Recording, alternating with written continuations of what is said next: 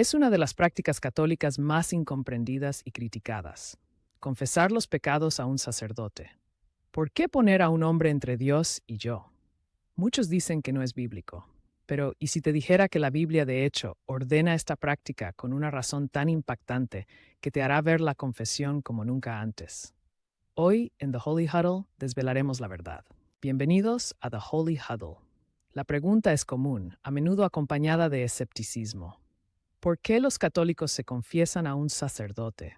La creencia de que solo Dios puede perdonar los pecados es universal en el cristianismo, y los católicos estamos completamente de acuerdo. Pero, ¿cómo ejerce Dios ese perdón? Hoy profundizaremos en la Escritura para descubrir el fundamento bíblico de este sacramento, a menudo malinterpretado.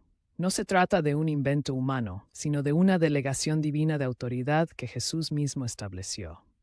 Prepárense para una revelación que conectará el perdón de Dios con la confesión a un sacerdote, de una manera que quizás nunca imaginaron. Empecemos por la objeción central.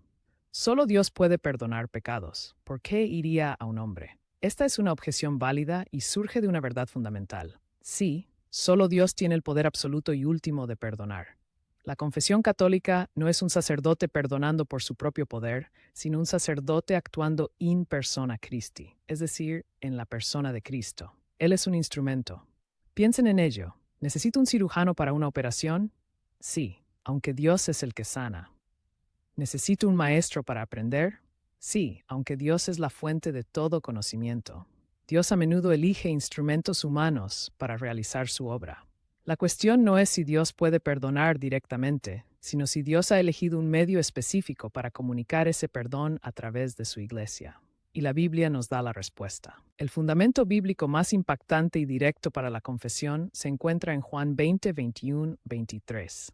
Después de su resurrección, Jesús se aparece a sus discípulos. Él les dice: «La paz sea con vosotros. Como el Padre me ha enviado, así también yo os envío». Luego sopló sobre ellos y les dijo: «Recibid el Espíritu Santo. A quienes perdonéis los pecados, les quedan perdonados. A quienes se los retengáis, les quedan retenidos». Detengámonos aquí. ¿Qué significa perdonar o retener pecados? Para poder hacer esto, los apóstoles y sus sucesores debían, primero, saber qué pecados se habían cometido. No se puede perdonar o retener algo que se desconoce. Esto implica la necesidad de que los pecados sean confesados. Segundo, implica un juicio, una discreción. Un simple Dios te perdone no requiere esta autoridad. Jesús les estaba dando una autoridad ministerial específica y judicial para actuar en su nombre. Si ellos no fueran a ejercer esta autoridad de discernir y juzgar, en el sentido de aplicar la misericordia de Dios, ¿para qué se la daría Jesús con estas palabras tan explícitas y con el soplo del Espíritu Santo? Este pasaje muestra que Jesús estableció un canal sacramental a través del cual la gracia del perdón de Dios sería comunicada a las almas. Un segundo fundamento lo encontramos en Mateo 16, 19, cuando Jesús le dice a Pedro: «A ti te daré las llaves del reino de los cielos, y todo lo que ates en la tierra será atado en los cielos, y todo lo que desates en la tierra será desatado en los cielos». Las llaves son un símbolo de autoridad suprema, como un mayordomo principal en el reino. La frase atar y desatar era una expresión rabínica común que significaba la autoridad para enseñar, para prohibir o permitir, y sí, también para absolver de pecados o retener el castigo. Esta misma autoridad de atar y desatar se extiende a todos los apóstoles en Mateo 18, 18, implicando una autoridad comunitaria de la Iglesia. Esta autoridad está directamente ligada a la dispensación del perdón. Es una autoridad que no existía antes de Cristo y que Él delega específicamente a su Iglesia para que continúe su ministerio de reconciliación en la tierra. ¿Por qué necesitarías atar y desatar si todo el mundo simplemente va directamente a Dios sin ningún intermediario visible? No tendría sentido. Un tercer texto, a menudo malinterpretado, es Santiago 5:16. «Confesaos, pues, vuestros pecados unos a otros, y orad unos por otros para que seáis sanados». Muchos dicen: «Ahí dice que confiese a cualquiera», pero el contexto es crucial. El versículo 14 dice: «¿Está alguno enfermo entre vosotros? Llame a los ancianos de la iglesia y oren por él, ungiéndole con aceite en el nombre del Señor».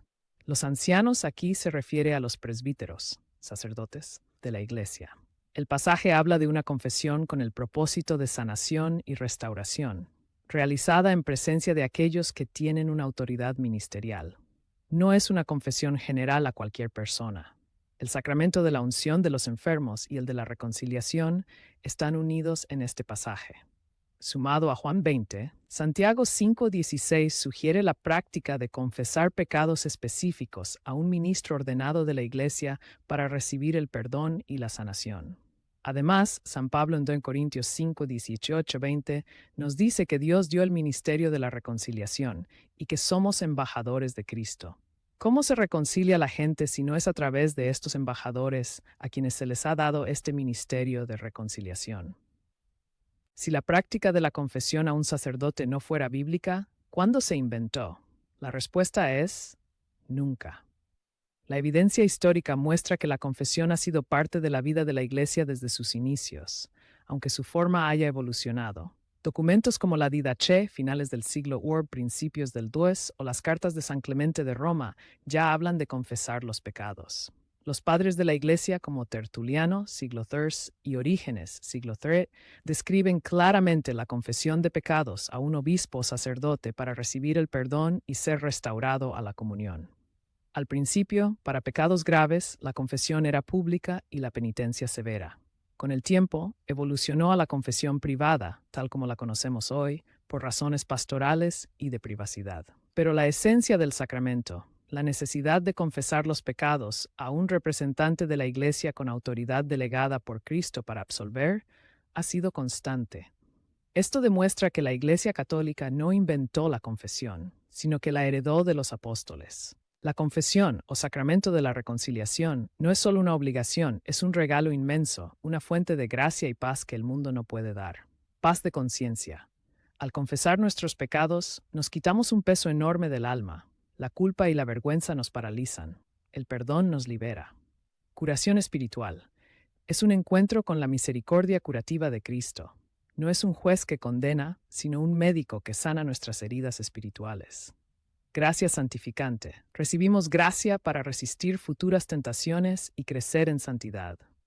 Guía espiritual. El sacerdote, como pastor y padre espiritual, puede ofrecer consejos y dirección para nuestro crecimiento. Rendición de cuentas. Nos ayuda a confrontar nuestros pecados de manera directa y honesta, promoviendo la humildad y la responsabilidad personal.